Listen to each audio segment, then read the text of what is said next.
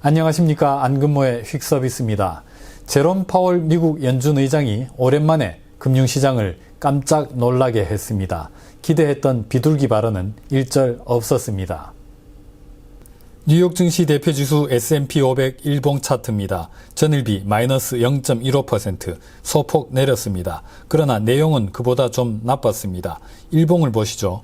이번에도 아래 위 제법 긴 꼬리를 달았습니다. 어디로 가야 할지 방향을 모르겠다는 거죠. 하지만 제법 긴 음봉이 그려졌습니다. 그게 어제와는 달라진 점, 좀 나빠진 대목입니다. 장중 흐름을 한번 보시죠.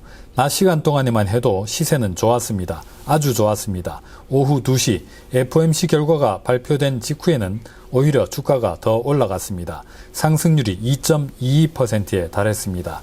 그런데 오후 2시 30분 파월 의장 기자회견이 시작된 뒤로 주가가 본격적으로 급하게 떨어졌습니다. 이 그림만 딱 봐도 파월 의장이 뭔가 좀 듣기 싫은 말을 했구나 알 수가 있습니다. FOMC 성명서부터 보시겠습니다. 앞부분 경제성장과 고용, 인플레이션에 대한 위원회의 평가는 거의 바뀐 게 없었습니다. 대신에 향후 금리 정책을 안내하는 부분에서 중요한 변화가 있었습니다. 인플레이션이 2%를 한참 웃돌고 노동시장이 강력한 상황이라서 연방기금 금리 목표를 인상하는 것이 곧 적절해질 것이라고 예상한다고 FOMC는 밝혔습니다. 여기에서 키워드는 곧 수은입니다. 금리를 곧 인상한다고 예고한 것이죠. 당장 3월에 올리겠다고 콕 집어서 말한 것까지는 아니었습니다. 그런데 파월 의장 톤은 좀 달랐습니다. 다음 행보는 무엇이냐는 기자의 질문에 파월 의장은 3월 회의에서 결정할 것이다. 그렇게 하는 게 적절한 환경이라면 3월 회의에서 금리를 인상하는 생각을 위원들이 함께 갖고 있다고 밝혔습니다. 50bp 단위의 큰 폭 금리 인상도 가능하냐는 질문에 파월 의장은 우회적으로 사실상 시인했습니다. 경제 환경이 과거와 굉장히 다르다면서 인플레이션이 목표를 훨씬 웃돌고 경제 성장률은 잠재 성장률을 넘어서고 노동시장은 굉장히 타이트하다고 거듭해서 강조했습니다.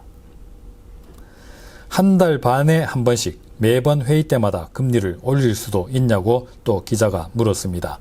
파월 의장은 똑같이 답변했습니다. 이번에는 경제가 아주 다르다는 거죠. 2015년부터 3년 동안 전개했던 지난번의 금리 인상은 기껏 해봐야 분기에 한 번꼴로 이루어졌습니다. 한 번 올린 뒤에는 한 번 이상은 꼭 쉬는 시기였습니다. 연준 금리 정책 전망을 반영하는 미국 제2년물 수익률입니다. 파월 의장 기자회견 발언이 전파를 타면서 본격적으로 솟구치기 시작합니다. 전일비 무려 13bp나 뛰어서 거래를 마쳤습니다. 주황색 선은 연방기금 금리 선물 내년 1월물에 내재된 금리 수준입니다. 1.25%입니다. 지금은 0.08%입니다.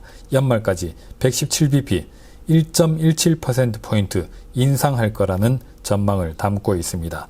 25bp 단위로 5번 올리는 것이 유력해 보인다는 계산이죠. 그래도 S&P 500은 크게 떨어지지는 않았습니다. 나스닥은 어쨌든 전일비로 올랐습니다. 증시 맷집도 커졌습니다. 오늘은 여기서 마치겠습니다. 감사합니다.